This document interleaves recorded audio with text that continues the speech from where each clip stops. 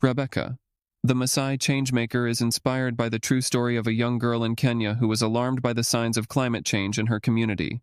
She educated herself about the problem, then galvanized her community and the government to take action. This children's picture book is the result of a collaboration between Ashoka and World Reader. It is intended to inspire children everywhere to become change makers and encourage adults everywhere to support them in their journey. 2. In the land of the Maasai in southwest Kenya, there is a girl named Rebecca. Rebecca lives near a large national park where there are golden lions and big gray elephants. Rebecca's family keep cattle, sheep, and goats, and depend on farming the land for food for their animals. Rebecca goes to school and helps her family care for the animals when she is home. 3. One very hot day, Rebecca finds her mama crying. "Our crops have been bad this year," she says. "Now our goats and sheep might die." 4:1. Mama is Kiswahili for mother. At school, Rebecca asks her teacher why there has been so little rain this year. "We have had many days without rain," says her teacher. "When we have no rain, plants cannot grow. Without plants to eat and water to drink, our animals die." Everyone in the class is quiet. They are worried for their families, their animals, and their community. She learns a new term: climate change. Cars, buses, and airplanes are making the air dirty. Trees are being cut down and used to make buildings, and trash is buried in the ground. All these things are harming nature. For the whole day, Rebecca feels sad. What can just one girl do to help the whole world? Rebecca decides to talk to her teacher about what she has learned. "It is a big problem for the earth," her teacher explains. "But there are some things we can do to help, like planting trees to make nature stronger." As Rebecca walks home, it is hot, and she stops to drink from her water bottle. She can't stop thinking about the lack of rain and how she can help her community. Then she has an idea. "I've learned so much about climate change," she thinks. "It would help if everyone knew about this problem." The next day, Rebecca asks her teacher to give a lesson about the world's changing weather and the damage humans are doing to nature. At the end of the class, Rebecca stands up. She asks everyone in her class to go home and teach their parents about what they have learned. In just a few days, everyone is talking about how humans are harming nature. One day, the elders hold a meeting to talk with Rebecca about what can be done to help nature. The elders' shukas too are bright red, and they have many bracelets on their heads and wrists. The problem they face is so big, and most of the harm to nature is happening in big cities far away from their community. "Let's write a letter to the president of Kenya," one elder says. "He needs to know that we cannot live with no rain. Then maybe he will make changes to our laws to stop harming nature." Shuka is the traditional bright-colored fabric worn by the Maasai. Rebecca takes the letter and shares it with her classmates. They each ask their families to sign their name at the bottom to show their support. In Nairobi, the president reads the letter from the Maasai community. He has had many other letters from other parts of the country. "I need to help Kenya protect nature," he thinks. In the Maasai community, everyone agrees to plant a tree outside their home. Rebecca and her mother dig the hole together and put the seedlings in the soil. At Rebecca's school, the head teacher talks to all the students. They ask Rebecca to stand at the front. Protecting the environment is a big job, and everyone in the world has to help. The principal says, "But we would like to thank Rebecca especially for helping us learn and make a change. Imagine if we all helped our community." Rebecca is so happy. She already is thinking about what she and her friends can do next to help nature and her community. Activity 1. Love my neighbor. Age group 3-8. Skill: empathy, communication materials, chairs. Why? In order to solve problems, we need to understand the experiences of others with empathy. We must look beyond first impressions and superficial labels, and replace our projects and expectations with real understanding.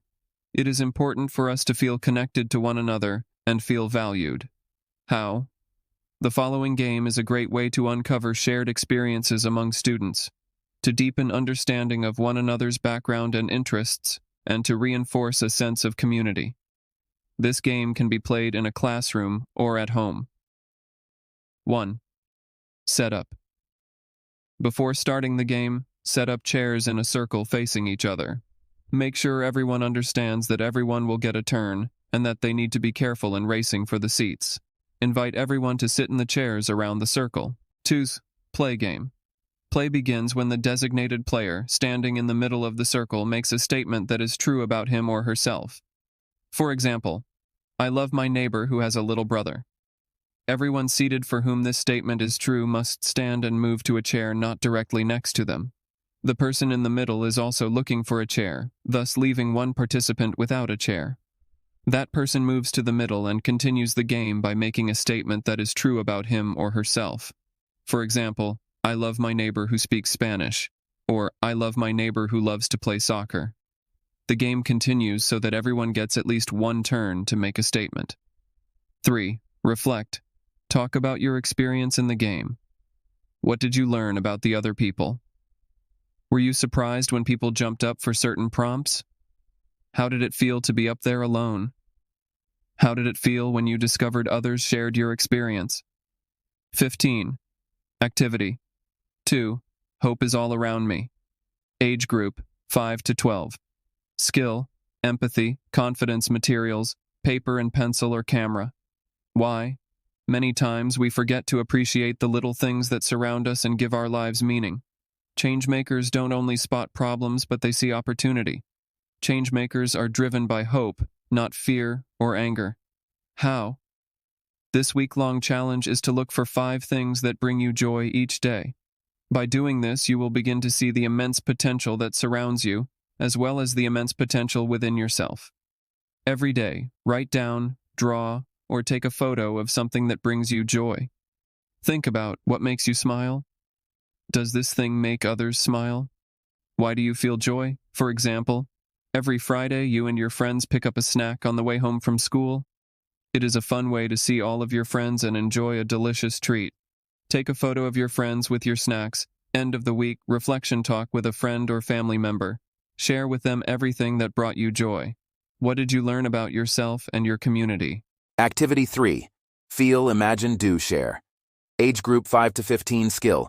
Critical thinking, problem-solving materials. Piece of paper, pencil. Why? Empathy can be cultivated through observation and reflection. For example, writing down takeaways can help young people internalize what they have learned. Feeling-related questions can help young people recognize and communicate their emotions with others. Imagining a better world can help young people think beyond themselves. This activity can be done independently or with a group. How? Step 1. Feel. Start by identifying a problem you wish to address. Write down all the situations and behaviors that bother you in your home, school, or community.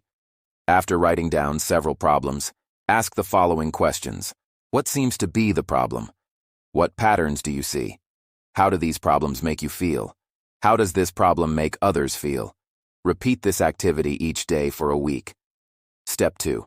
Imagine. Next comes the ideation phase. Taking what you have observed, think about how the problem affects others. Discuss.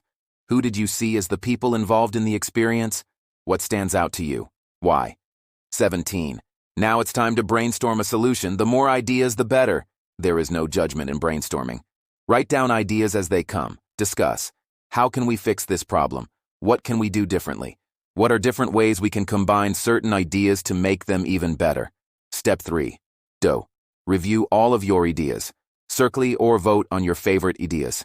Which idea excites you the most? Now you're ready to take action.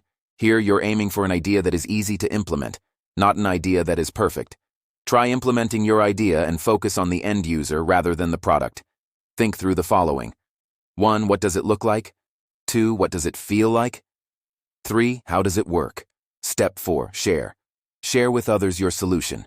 Get their ideas on what works, what doesn't work, and how it could be improved. Challenge them to come up with an idea too.